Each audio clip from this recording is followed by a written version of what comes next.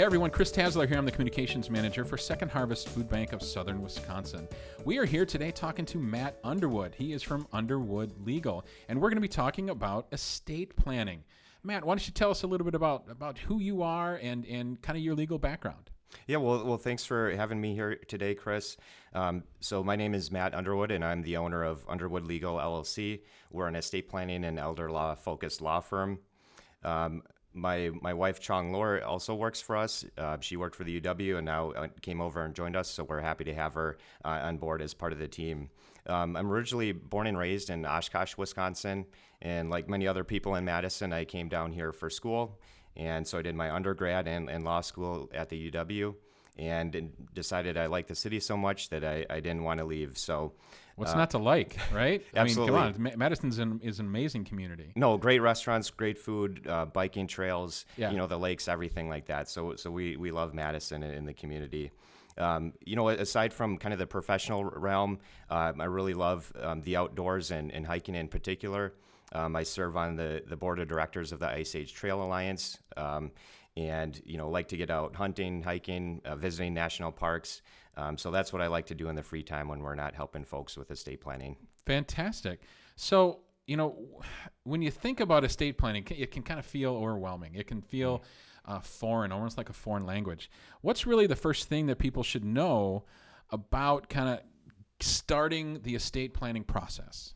Yeah, so I think you hit one of the nails on the head there. And estate planning is a broad and diverse topic.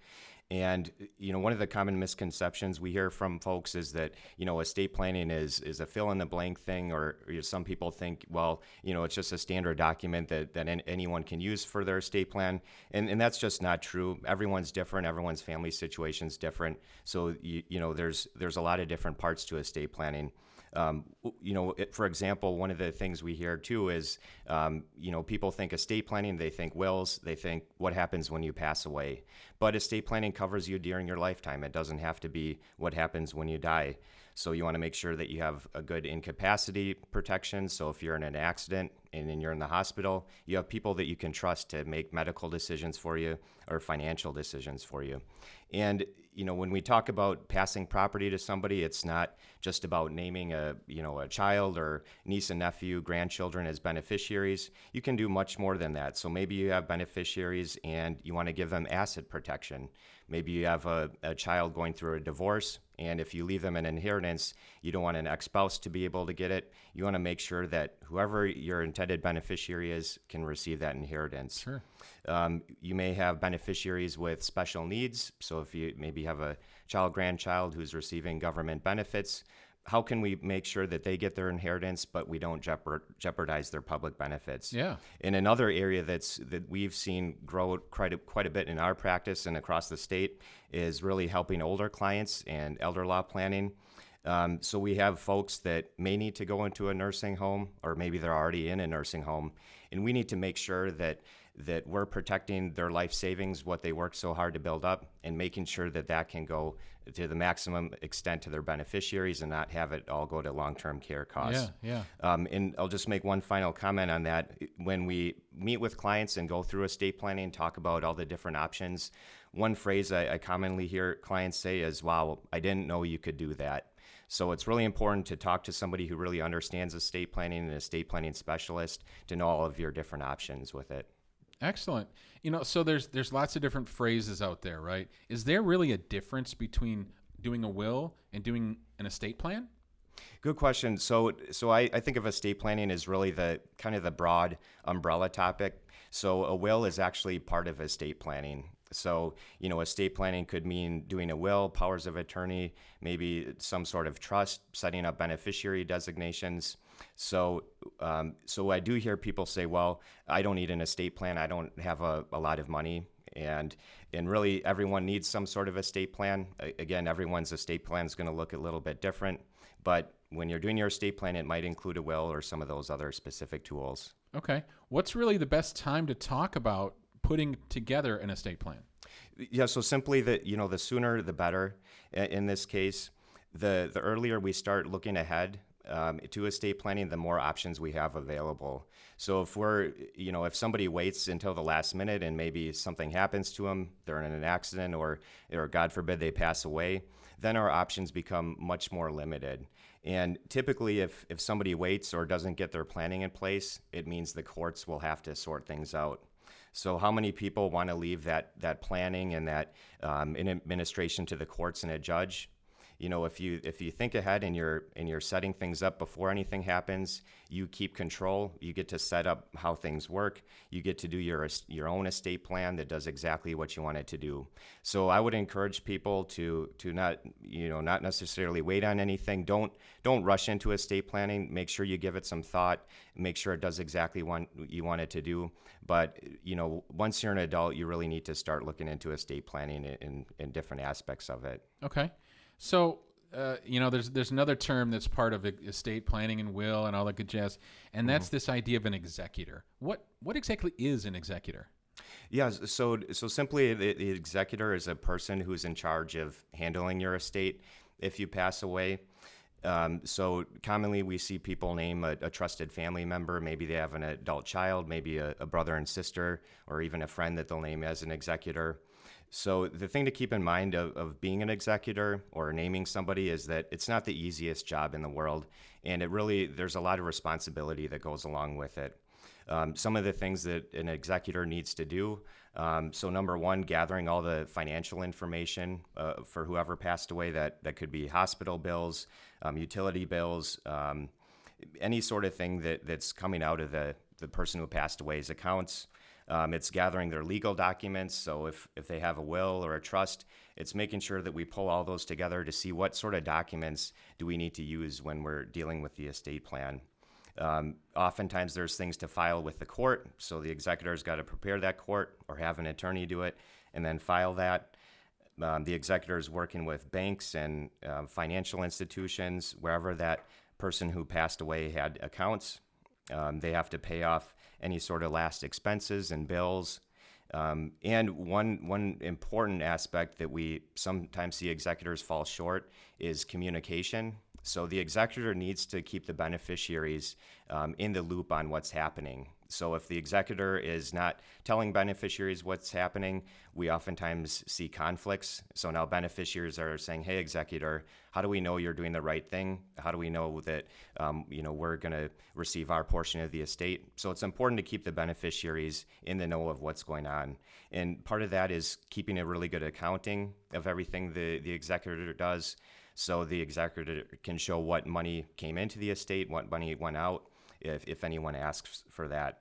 And finally, the last step for that executor is to transfer that remaining property to the beneficiaries. So, whether it's a church, whether it's a really good charity like Second Harvest Food Bank, children, whatever's left over after all is said and done, we want to make sure it gets to the beneficiaries however that person wanted it to go. And are executors typically paid? So it depends. Now, under Wisconsin law, executors can pay themselves a fee. There's a lot of work that goes into it, so it only makes sense that they would be compensated for that. So the state of Wisconsin says an executor can pay themselves 2% of the estate size or whatever they're handling. Now, sometimes we see family members say, you know what, we're doing this out of the goodness of our heart, and we're not going to take a fee. But it does come up sometimes, and they are entitled to a fee. And we're talking here with Matt Underwood from Underwood Legal LLC. We're talking about estate planning. Matt, what are exactly power of attorney forms, and why are they needed? Yeah, so powers of attorney forms, really every adult should have powers of attorney in place. I mentioned earlier that one of the myths I hear is, well, estate planning is all about what happens when you die. Powers of attorney is all about what happens while you're still living. So, people think, well, hey, I did my will already. I'm covered. Well, since the will only goes into effect when you pass away, that's where we need something else to handle things if you're in the hospital or disabled and can't manage things for yourself. There's two types of powers of attorney. There's a financial power of attorney. So that's where you're giving somebody you trust the ability to handle your finances, pay your bills for you, cash checks, basically do everything that you do in your kind of day-to-day financial management. The other type of power of attorney is a healthcare power of attorney. That's where you're giving somebody you trust the ability to make medical decisions for you. It could be a routine decision or Pull the plug. Part of the plug, yeah, exactly, or end of life decision. So it's important that you have trusted people in both those roles. If you don't have powers of attorney, it typically means your family has to go through court, and that's called a guardianship proceeding. And so if any listeners have adult children at home, this is an area that we do a lot of planning in. So what happens if your adult child goes off to college and something happens to them when they're away at school? Well, if they're over 18, they're an adult, so parents are cut off from any sort of decision making, even talking to the doctors and knowing what's going on with them. So we do recommend that adult kids get their powers of attorney done, and that's something that we do when we're working with mom and dad to set up their own estate plan. We're usually setting it up for those adult children at that time too. One final example of that, and this one hits kind of close to home for me, is my sister-in-law. She was actually off at college. She was 18 years old at the time, and while she was at her part-time job, she fell down and had a massive seizure, and so the ambulance came and picked her up from work. Well, parents got down to the hospital and they started asking questions. Hey, can you tell us what happened to our daughter? What sort of medications are you giving her? And doctors basically had to say, well, we can't tell you. She's legally adult and she didn't have any sort of powers of attorney. So not only were parents cut off from knowing what's going on with her, but the kicker is they were still paying for her health insurance. Wow. So they were on the hook for the bill, even though they're completely cut off from that decision making. So I can't stress enough to really look into powers of attorney for everyone, including those adult children. Now, nobody necessarily walks around every day with big legal documents, in their purse or something like that. Mm-hmm. Is there something more portable that like people can put in their wallets that says, yes, this person has my power of attorney? Or is there, what is it in an emergency like you just had the example of? Mm-hmm. They're of course not going to be bringing their whole legal file with them. So is there something that people can have? Maybe it's something on their phone. Maybe it's something, a little card or something in their wallet. But is there something like that can say, hey, I give permission for this person to hear all about what's going on? Good question. So there's certain documents where we do need the physical ink signature on paperwork, and that really comes up with the will. But the good thing about powers of attorney is we can use PDFs, we can use copies, so we don't necessarily need an original document on hand to do those things. So when it comes to healthcare powers of attorney, one thing we recommend clients do is that they give them to their clinic. So it's already on the medical record. So if something happens to them, physicians already have access to it and nothing further needs to be done. Those trusted family members are already named and on file. The other thing that we have clients do is we actually have a wallet card that we offer where we can upload those PDFs of the estate planning documents to that account. And if people let's say they're on vacation or they need to pull things up, they can log into a secure website and pull off all their documents. And the third way you can kind of take care of that and protect yourself is whoever you're naming as your agent, whether it's a financial agent, healthcare agent, give them a copy of that document. So if something happens to you, then all that person needs to do is, whether it's going to the bank, going to the clinic, they already have a copy of that document. So we're talking to Matt Underwood from Underwood Legal LLC. We're talking about estate planning.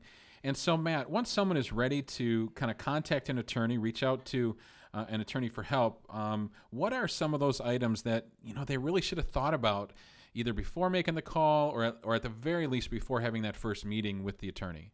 Yeah, so one thing for everyone to do before they contact the attorney or before they meet with their attorney is get organized. So there's two aspects to that: is get organized with your legal documents. So if maybe you have a will that you did 20 years ago or some older powers of attorney, gather all that stuff together because it's going to be important for your attorney to review what you have in place already and see if there's any updates you need to make on that. And if you keep your documents at the bank in a safe deposit box or you have another family member hanging on to it, go to those sources and get those copies from wherever you have them, so that we know what you have on file. Now, the other aspect is all of your financial records. So, have a recent bank statement available. If you have 401ks, IRAs, retirement accounts, have those statements available as well. Life insurance policies. If you own some real estate, maybe have your real estate deeds ready. And there's really, when I meet with a client, there's two things that I'm looking at on those financial statements. Number one is, how is that account titled? So is it just in one person's name, and is it in the name of husband and wife? Is there maybe an adult child listed as an owner as well? And how are the beneficiaries set up on those accounts? So are beneficiaries named, or are there no beneficiaries? Because when we talk about estate planning, it's one thing to have a good set of legal documents in place, but we also have to see how are those accounts set up in terms of ownership or beneficiaries, because all those different moving parts work together with your estate plan, and we really need to know how all of that is set up to make sure your estate plan fits your needs and is going to do what you want it to do. So I imagine, setting up or doing estate planning 40 years ago was a lot different than doing estate planning nowadays. I mean, nowadays their financial records are all electronic. You have access to your bank accounts with usernames and passwords and things like that. So is that kind of thing important as well, to make sure that you I don't know if it's a list of the URLs or a list of the passwords. I understand that that's also a dangerous thing to have one list, but is that something you also recommend to clients? Yeah, that's a great point to make. And sometimes we refer to those accounts, online accounts, maybe Google Drive, some of those, we refer to those as digital assets sometimes. And that's an area that you're absolutely right. 40 years ago, we weren't writing that information into estate plans, but that's all changed. So for example, if you look at the powers of attorney we're doing for people, or even their wills or trusts, we're making sure that the executor, trustee, agent, whoever it might be, has the ability to handle those digital accounts and send paperwork to Google, Dropbox, wherever things might be, to retrieve those accounts. You mentioned having a list of different accounts and maybe some passwords, and that is something that we've seen people do in the past. Just make sure that you have people that you trust to access those accounts. So if they need to get the family photo albums, that you trust them to log in and see potentially some sensitive information. That being said, there are certain accounts, and I can't name any at the moment, where they actually prohibit you from handing out passwords, or if you pass away, there's policies where somebody else can't log in as you. So you have to be a little bit careful with that too, that you're not violating any sort of term of service agreements. And when it comes to digital assets, what we're seeing more and more of is these companies are creating basically features where you can enter your own representative. So for those of you who are using Facebook, you can actually log into Facebook and enter somebody who would be kind of your memorial representative if something happened to you. Really? Google has a similar feature, so you can certainly set those up on the accounts that already have that available. Wow. Kind of makes you wonder how it's going to be set up in 10 years, right? Oh, they're just going to read your mind. Absolutely. On who they want you to talk to and who they want to give permission to. So that's kind of a scary thing. So we're here talking with Matt Underwood from Underwood Legal LLC. We're talking about estate planning. And so, Matt, if somebody wants to support a nonprofit organization, selfishly, of course, just like Second Harvest Food Bank of Southern Wisconsin, what kind of information should they be gathering? What should they be doing if they specifically want to support a nonprofit that they really believe in? Sure, and I really appreciate this question. My wife and I, we actually don't have any children, so a large part of our estate plan, our revocable trust, is set up to go to charities. And whenever I'm meeting with folks who are charitably inclined, I love having those conversations. It certainly is a passion of mine. So what should you do if you're thinking about naming a nonprofit? Well, one recommendation I would have is to contact that organization. Now, some people have already been kind of donating every year, and they want to do a gift in their estate plan, and they might already have a kind of a relationship and rapport build up with that organization. But if not, reach out to somebody in the plan giving department or gifts department, and really get to know that organization. Make sure that it kind of fits your values. If we have some people that are saying, well, we want to do something, name a international charity. Well, there's different websites and community resources that can kind of connect you to different charities if you don't know one specifically, but kind of the area of need and where you want to have your money go. There's kind of two different ways you can do charitable giving generally. One is you can give kind of unrestricted gifts to a charity. So I might say, well, I want 10% of my estate to go to Second Harvest Food Bank for whatever purpose, however they deem necessary. So that's kind of an unrestricted gift. Now, on the other hand, if you're doing a restricted gift, so if I say, well, I want to give 10% of my estate to Second Harvest Food Bank, but I want it to go to solving children's hunger. Well, make sure that you're talking to the plan giving department at that organization. Make sure that they can utilize a gift like that. We've seen cases where somebody does a restricted gift and then that program is cut or changed in the future. So that's where before you finalize things in writing, have that conversation with the organization and make sure that it really fits with what you're looking to do and what the organization has a need for.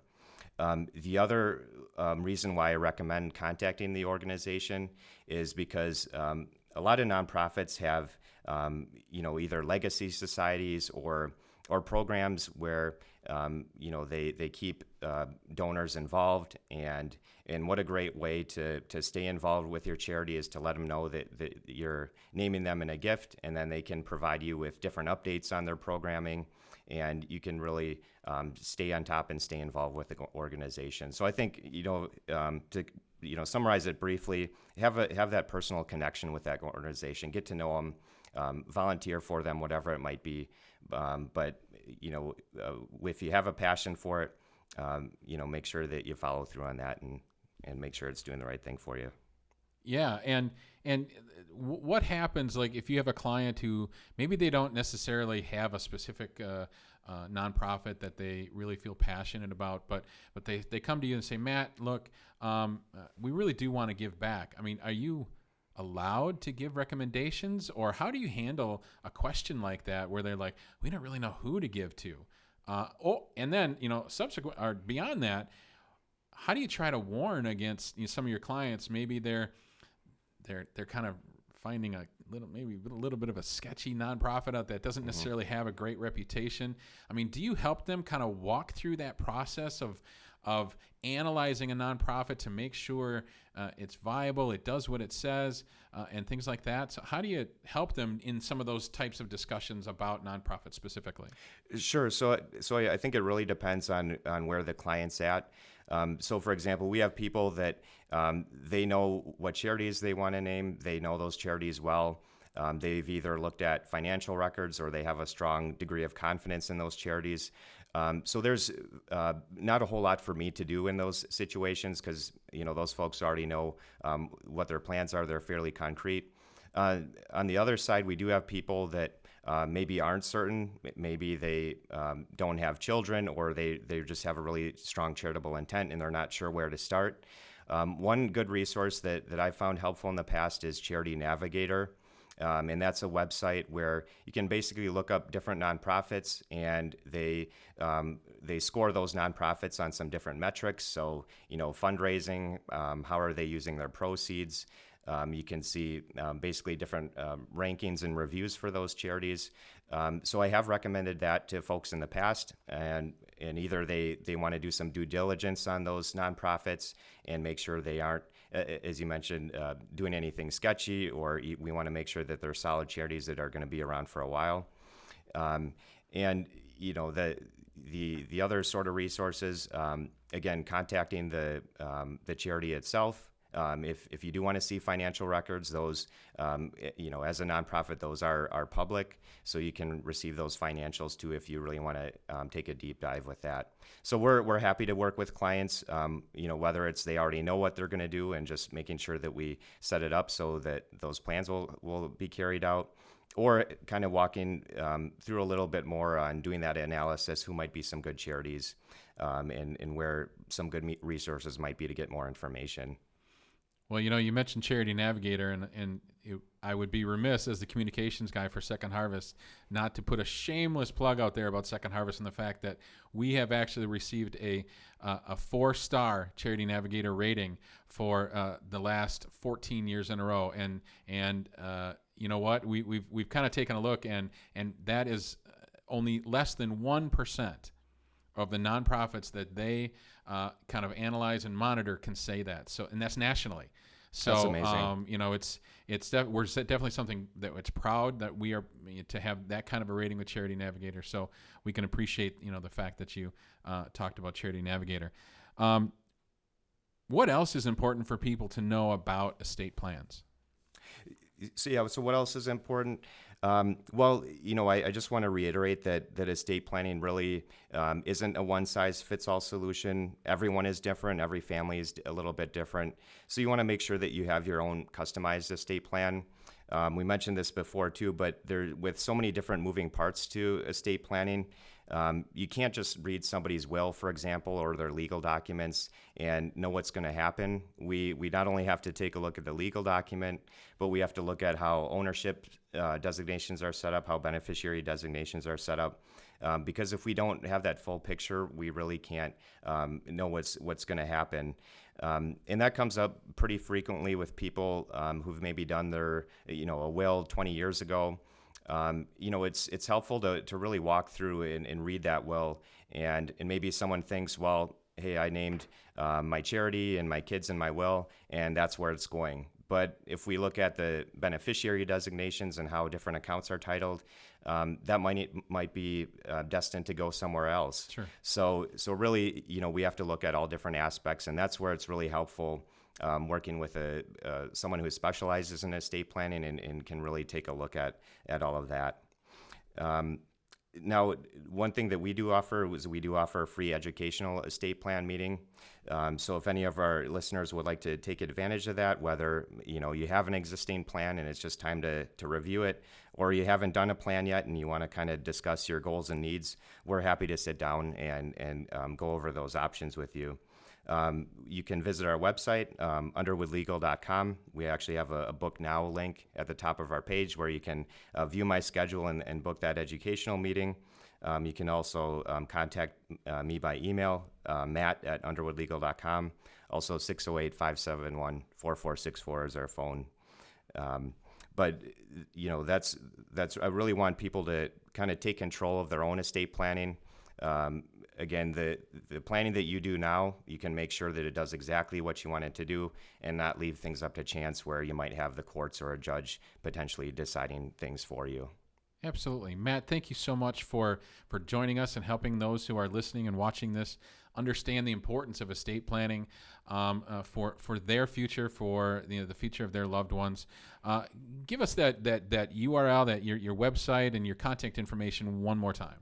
Sure. Website is underwoodlegal.com, and email Matt, M-A-T-T, @underwoodlegal.com, and our phone is 608-571-4464. And I just wanted to thank everyone for listening out there today, and I really want to thank you all for supporting Second Harvest Food Bank, whether you're doing kind of regular donations and contributions during your lifetime or you have planned gifts through your estate plan. Second Harvest Food Bank is such a great organization for the community and for the people of Wisconsin, so we really appreciate what you do for everybody. Well, thank you so much. And if anybody listening wants more information about Second Harvest, you can go to secondharvestmadison.org. And if you actually go to the Give Funds portion of our website, we do have some information out there about planned giving and things like that. So secondharvestmadison.org in case anybody is interested in putting us in their estate plan. So, Matt, thank you so much. We appreciate it. Yep, thank you, Chris.